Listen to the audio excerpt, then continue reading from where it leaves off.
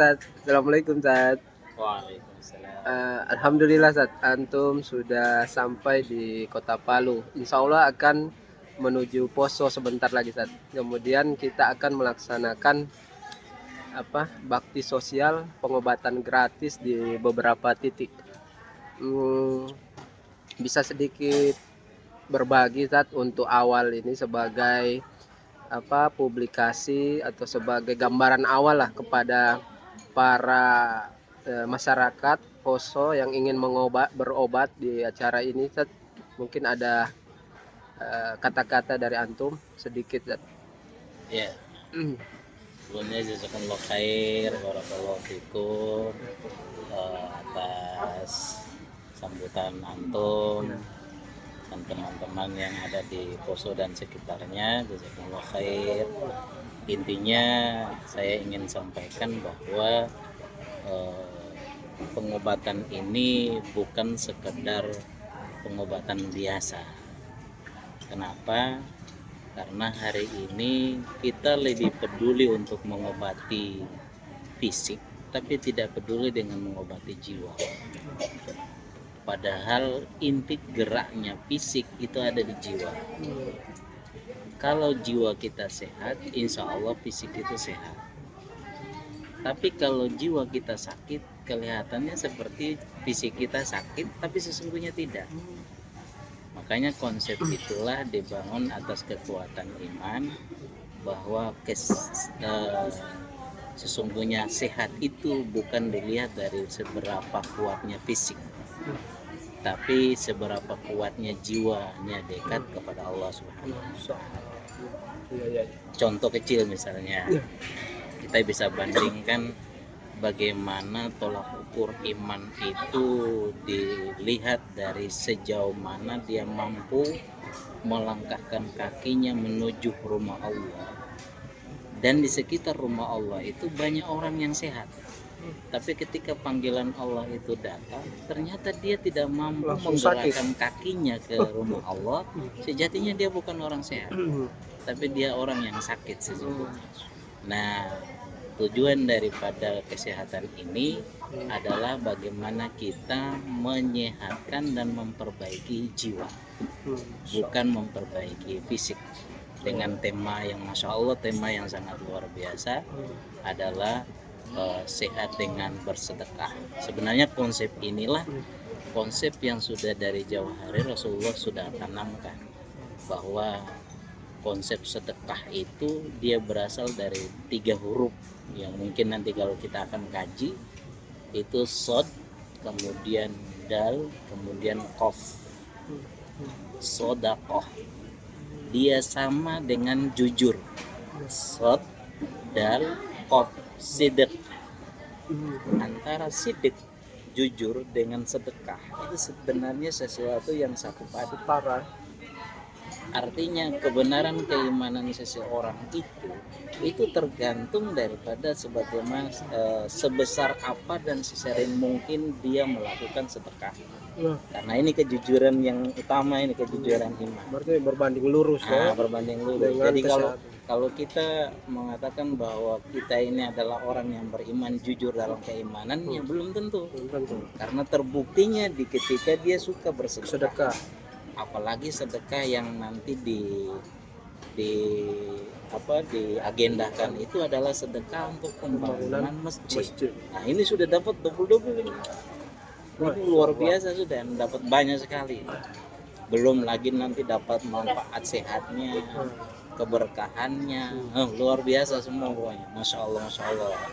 Jadi saya jadi semangat dengan acara itu, karena konsep ini sebenarnya konsep yang memang anjuran paling utama yang Rasulullah sudah dari sananya sudah anjurkan.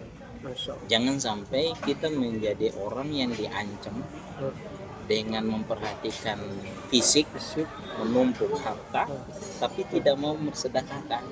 Contoh kecil misalnya, kalau bahasa Al-Quran itu Allah menyebutkan gitu, walladzina yaknizuna adh-dhahaba wal fiddah wa la yunfiquna fi sabilillah fabashshirhum bi'adzabin alim yauma yuhma 'alaihi fin nari jahannam fatuqwa biha jibahuhum wa dunubuhum wa duhuruhum. Hadza ma kanastum li anfusikum fadzuqu bima kuntum taknisun. Ada segelingan orang, sekelompok orang menumpuk-numpuk hartanya dan tidak mau menginfakkan dia di jalan Allah, tidak mau bersedekah dia di jalan Allah, maka fabasyirhum bi'adzabin alim. Sampaikanlah kata Allah, sampaikanlah kepada orang tersebut dengan adab yang sangat pedih.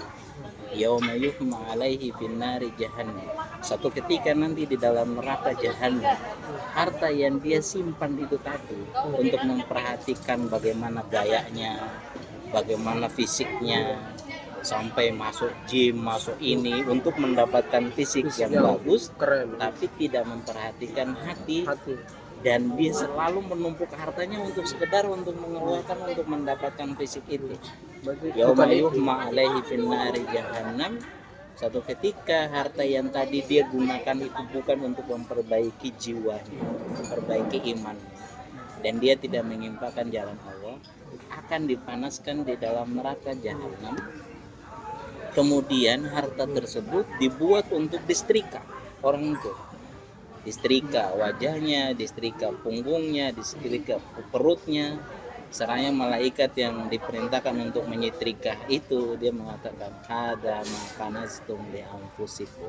Ini yang dulu kamu simpan untuk dirimu sendiri, yang kamu tidak infakkan dia di jalan Allah, kamu tidak bersedekah, dan kamu tidak memperhatikan urusan umat. Nah, ini yang akan jadi macam. Makanya Rasulullah tutup dengan malam yahtam bi amril mu'min falaysa min. Kalau siapa tidak memperhatikan urusan orang yang beriman, entah itu pembangunan masjid, entah itu bagian kesehatan dan lain sebagainya, maka dia sejatinya bukan dari kalangan orang yang beriman. Jadi ayo kita ramaikan, kita hadir, kita sama-sama memperbaiki jiwa. Paling tidak kita tidak mendapatkan kesehatan, tapi kita mendapatkan keberkahan dari acara. Berarti terus metodenya itu kira-kira apa semua yang kita pakai nanti saat untuk cara mengobati para pasien nanti? Kalau metode itu udah pasti kita pasti menggunakan hal-hal yang telah diajarkan oleh Nabi Sallallahu Alaihi Wasallam. Seperti dengan konsep mulai dari memperbaiki pola sebagaimana konsep Al-Quran yang menekankan itu. Kalau kita makan yang halal mesti thayyib, ada 2 syarat.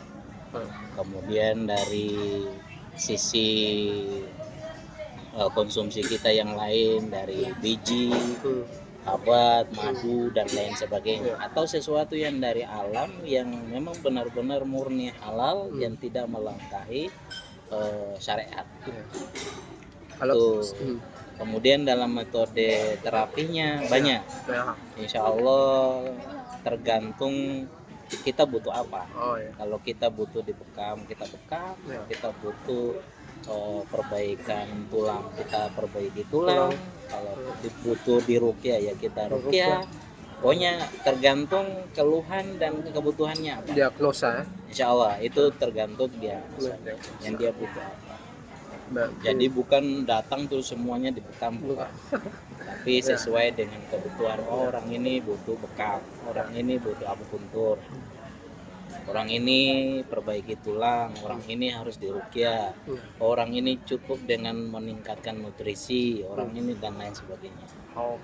Intinya metode bagaimana Nabi dan para sahabatnya hidup dengan kekuatan prima, kesehatan prima, ya seperti itu yang nanti kita gulirkan, insya Allah. Oke, tinggal kita mengajak, jangan lupa hadir di acara. Jangan lupa hadir di acara, insya Allah besok 1 sampai 17 di beberapa titik. Ayo gapai keberkahan, insya Allah ketenangan batin pun kita dapatkan. Hadirkan kedekatan kita kepada Allah, peduli dengan sesama kita, khusus dalam kaum muslimin, untuk sama-sama membangun bahu membahu untuk membangun rumah Allah. Dan ini rumah Allah, rumah yang sudah dijanjikan akan dibangunkan rumah kita nanti di surga ketika kita Insyaallah. ikut terjun di dalamnya, insya Allah. Insyaallah. Oke, Ustaz. Gitu. Syukron, Ustaz. Ya, Assalamualaikum.